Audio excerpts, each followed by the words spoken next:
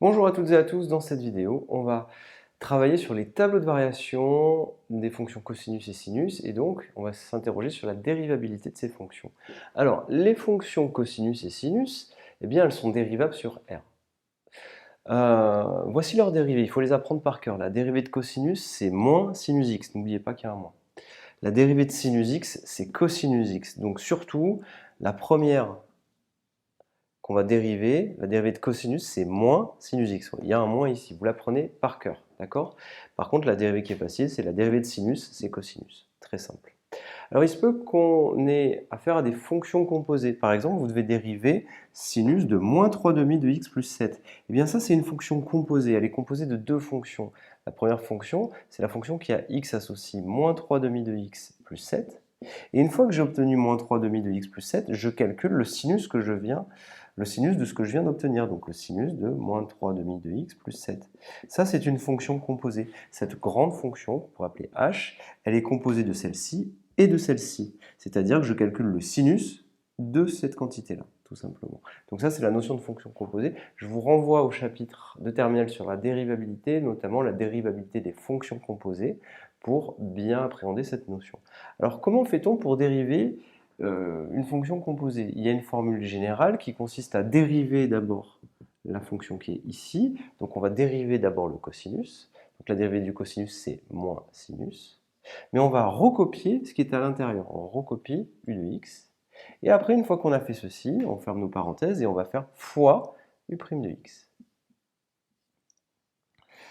On va faire la même chose pour le sinus. Alors, eh bien, la dérivée de sinus u de x, qu'est-ce que c'est? Je le rappelle, c'est une fonction quelconque. Ici, mon u de x, c'est moins 3/2 de x plus 7. Ici, mon u de x, c'est ax plus b, cosinus de u de x, sinus de u de x. Comment fait-on pour calculer la dérivée de sinus de u de x? Eh bien, on calcule d'abord la dérivée de ce qui est à l'extérieur. Donc, la dérivée de sinus, c'est cosinus. Donc, je vais l'écrire ici parce que j'ai plus de place. Donc, ça fait cosinus, et je recopie le u de x, fois u' de x. Et après, à la fin, on met multiplié par et on dérive ce qui est à l'intérieur, donc le u de x. Alors, on va le faire sur un exemple ici. Comment fait-on pour calculer la dérivée de cosinus de ax plus b? Donc, je vais le faire ici. Et après, on fera le petit exemple qui est ici. Alors, très simple. Alors, celui-là, je vais l'effacer. Comme ça, on aura la place. La dérivée de cosinus de ax plus b. La dérivée de cosinus, c'est moins sinus. Donc, j'écris moins sinus. Et je recopie ce qui est à l'intérieur, entre guillemets. Et après, je vais faire fois, et je vais dériver cette quantité-là. La dérivée de ax plus b, c'est quoi? C'est a. Et bien voilà, on a notre calcul, c'est moins a fois sinus de ax plus b. Alors, on avait écrit comme exercice sinus de 3/2 de x plus 7, et on voulait le dériver. Comment fait-on?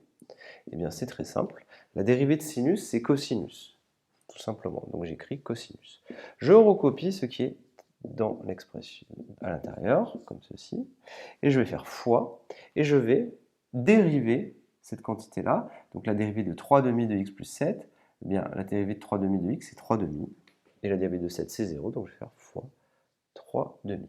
Bien sûr, ça marche sur n'importe quelle fonction, sous réserve qu'elle soit dérivable et qu'on soit sous les bonnes hypothèses. Quand vous avez g de f de x, vous dérivez d'abord g, d'accord, pour copier le f de x, et puis vous multipliez par la dérivée de ce qui est à l'intérieur, la dérivée de f. Voilà, c'est ce qu'on a fait là de manière très générale, mais vous pourrez le revoir dans le chapitre sur la dérivation qui est sur la plateforme.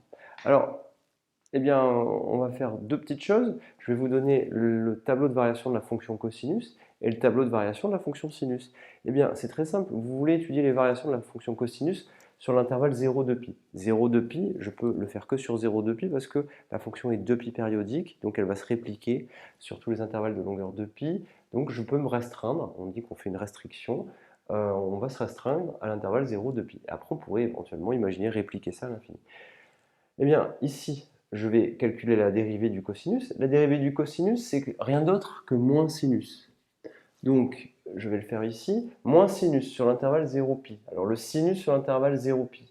Sinus sur l'intervalle 0π, c'est positif. Mais moins sinus, c'est négatif. Donc là, on a un moins, et donc la fonction est décroissante sur l'intervalle 0π. Moins sinus pi, ça fait 0. Et ensuite, sur l'intervalle pi de pi, eh bien, le sinus, il est négatif, mais avec un moins, ça fait un plus, puisqu'il y a un moins devant. Et donc, ma fonction elle est décroissante puis croissante. Maintenant, je vais étudier la fonction sinus. La fonction sinus, sa dérivée, c'est le cosinus. Donc, je vais reprendre mon petit schéma. La dérivée, c'est le cosinus. Donc, faisons-le. La dérivée du sinus, c'est cosinus. Quel est le signe de cosinus sur l'intervalle 0 pi sur 2? Sur 0 pi sur 2, votre cosinus, il est positif. Donc, je mets un plus.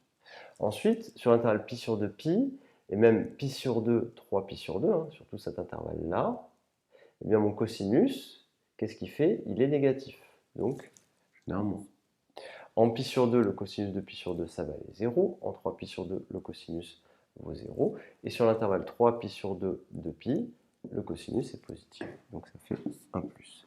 Et donc, ma fonction, elle est croissante, décroissante, croissante sur l'intervalle 0 de pi. Ça, c'est la fonction sinus. Ça, c'est la fonction cosinus. Et donc, il a suffi de dériver la fonction sinus. Et on la connaît, la dérivée de sinus, c'est cosinus. La dérivée de cosinus, c'est moins sinus. Voilà, donc pour ce chapitre, cette partie-là, cette vidéo, il faut connaître quoi? Les dérivées de cosinus et sinus. Il faut connaître les variations, il faut savoir les refaire. Il faut arriver à dériver une fonction composée simple, notamment ce type-là. Et éventuellement, vous pouvez faire le lien avec cette formule-là que vous avez vue dans le chapitre sur la dérivation. Moyen mnémotechnique, le cosinus, vous vous rappelez qu'il y a toujours une histoire on passe de cosinus à sinus. Donc la première formule qu'on apprend, c'est la plus dure, il y a un moins. Donc, et on change. Cos, la dérivée de cosinus, c'est moins sinus. Et puis la deuxième, pour le sinus, c'est facile. La dérivée de sinus, c'est cosinus. Voilà, il faut juste se rappeler de ça, c'est très simple. Je vous remercie et à bientôt.